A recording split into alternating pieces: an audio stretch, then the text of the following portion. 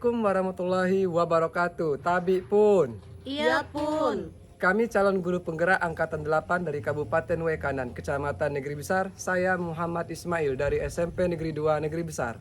Saya Leni Yulita Sari dari SDN 01 Kiling-Kiling. Saya Amelia Sari Amanda Kartika Putri dari UPT SDN 02 Negeri Besar.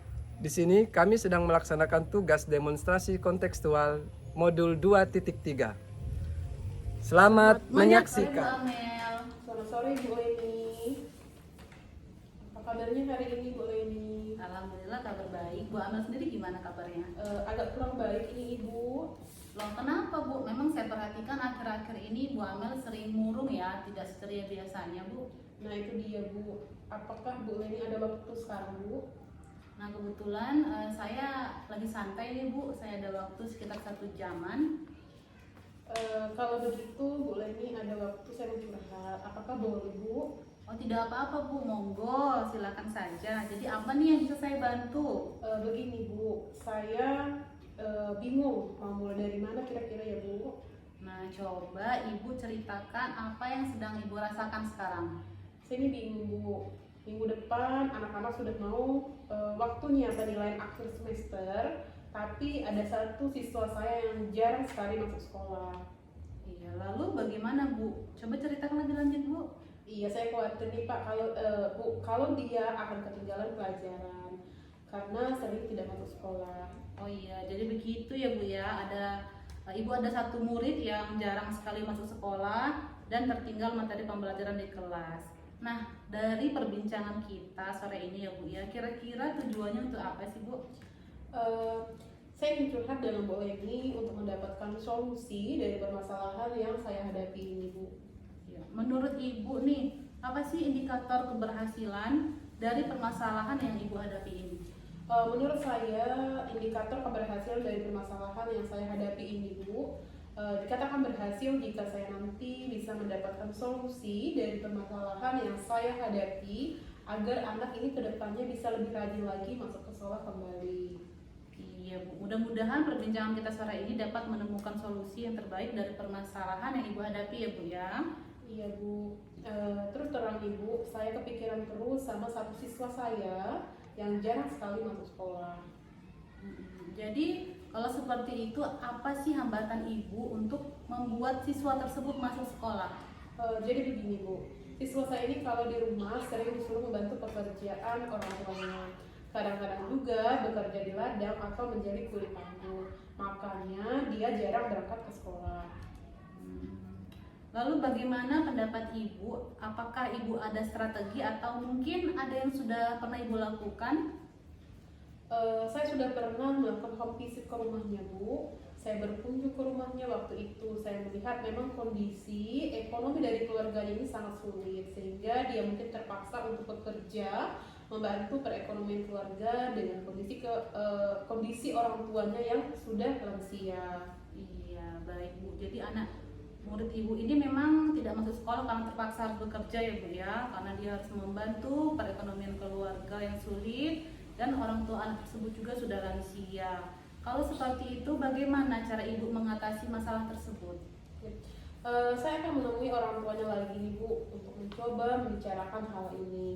Kalau bisa murid saya itu masuk setiap hari meskipun dia tetap membantu perekonomian keluarga dengan melihat waktu yang tidak mengganggu aktivitas sekolahnya. Iya baik, jadi Ibu akan menemui keluarganya ya dan memberikan pengertian agar anak tersebut dapat terus bersekolah setiap hari dengan melihat waktu yang tidak mengganggu aktivitas sekolahnya ya Bu ya.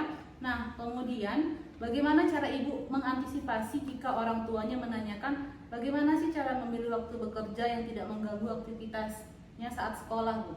Saya akan menyarankan agar anak murid saya ini bekerja saat pulang sekolah atau di sore hari supaya tidak mengganggu aktivitas sekolahnya sehingga dia bisa masuk sekolah setiap hari. Wah itu bagus sekali ya Bu ya. Selanjutnya bagaimana dengan tindak lanjut Ibu yang akan Ibu lakukan setelah membicarakan semua itu dengan orang tuanya Bu? Iya Bu, jadi saya setelah menemui orang tuanya untuk membicarakan permasalahan ini, saya juga akan memberikan materi yang tertinggal saat dia tidak masuk sekolah agar bisa dipelajari di rumah sehingga dia tidak ketinggalan pelajaran sebelumnya. Iya, luar biasa sekali ya tanggung jawab ibu sebagai wali kelasnya. Saya sangat mengapresiasi sekali tindakan ibu ini ya Bu ya. Kemudian siapa yang bisa ibu libatkan untuk membantu mewujudkan tujuan ibu ini? Selain dari orang tuanya, saya akan melibatkan anak-anak kelas 6 agar mereka bisa berkunjung ke rumahnya dan bersama-sama belajar kelompok untuk menyelesaikan tugas-tugas sebelumnya yang belum dia kerjakan, Bu. Iya, bagus sekali ya Bu ya. Dari awal sampai akhir kalau bisa saya rangkum Bu, dari pernyataan yang sudah Ibu sampaikan, untuk mengatasi permasalahan yang sedang Ibu hadapi adalah yang pertama, Ibu akan memberikan pengertian kepada orang tuanya agar anak ini tetap sekolah sambil bekerja dengan memilih waktu yang tepat ya, misalnya pada siang atau sore hari ya Bu ya. Yang kedua, Ibu akan memberikan materi yang tertinggal saat dia tidak masuk sekolah agar bisa dipelajari di rumah. Dan yang terakhir, Ibu juga akan melibatkan anak-anak kelas 6 agar mereka bisa berkunjung ke rumahnya dan bersama-sama belajar kelompok untuk menyelesaikan tugas-tugas yang sebelumnya yang ia kerjakan ya Bu ya. Nah, dari perbincangan kita sore ini Bu, sepertinya Ibu sudah menemukan solusi supaya anak Ibu itu bisa kembali sekolah seperti biasa Bu. Iya Bu, terima kasih sudah mau mendengarkan curhatan saya. Sekarang saya mau ketahui nih Bu, apa yang harus saya lakukan supaya bisa menyelesaikan masalah yang saya hadapi tersebut. Iya, Ibu memang hebat ya Bu ya, luar biasa sekali Bu. Semangat ya Bu ya. Iya Bu, alhamdulillah. Assalamualaikum Bu Leni. Waalaikumsalam Pak. Apa kabar? Alhamdulillah sehat. Pak Ismail sendiri bagaimana kabarnya? Alhamdulillah sehat. Oh iya Bu Leni, rencananya kan Bu Leni akan melakukan praktik coaching dengan model Tirta ya hari ini ya? Iya Pak, benar. Baik Bu, sebelum Ibu melakukan proses coaching, ada sedikit yang mau saya bicarakan. Boleh Bu? Boleh Pak. Iya. Nanti dalam praktek coaching Bu Leni, dengan coachingnya Bu Leni, saya akan mengamati dan menilai Bu Leni sesuai dengan rubrik penilaian coaching ya. Saya akan memakai 4 kriteria ya Bu. Yang pertama kurang baik, yang kedua cukup baik, dan yang ketiga baik, dan yang terakhir sangat baik. Saya juga akan melihat seperti apa proses coaching yang dilakukan, apakah sudah sesuai dengan alur Tirta atau belum, dan bahkan kemudian apakah Ibu sudah menggunakan pertanyaan yang berbobot sesuai dengan kata kunci coaching. Dan saya juga akan mendengarkan jawaban dari coach apakah sudah sesuai dengan pertanyaan yang nanti akan Ibu sampaikan. Iya, Pak. Dan jangan lupa ya Bu, harus disesuaikan juga dengan prinsip coaching ya, diantaranya kemitraan, proses kreatif, dan memaksimalkan potensi. Mungkin sebelum Ibu melakukan proses coaching ada sedikit yang mau saya tanyakan, boleh ya Bu? Iya boleh Pak. Untuk yang pertama, kompetensi coaching, apa nih yang akan Ibu Leni lakukan atau yang Ibu Leni kembangkan dalam proses coaching hari ini? Iya Pak, jadi kompetensi coaching yang ingin saya kembangkan pastinya adalah kompetensi inti coaching ya Pak. Yang pertama ada kehadiran penuh, yang kedua mendengarkan secara aktif, dan yang ketiga memberikan pertanyaan berbobot kepada coach agar saya dapat mendorong coach saya untuk menemukan solusi atas masalah yang dihadapinya Pak. Baik, jadi Ibu akan mengembangkan 3 kompetensi ya Bu ya. Iya, Pak. Yang terdiri dari yang pertama kehadiran penuh, yang kedua mendengarkan secara aktif, dan yang ketiga memberikan pertanyaan yang berbobot pada coach.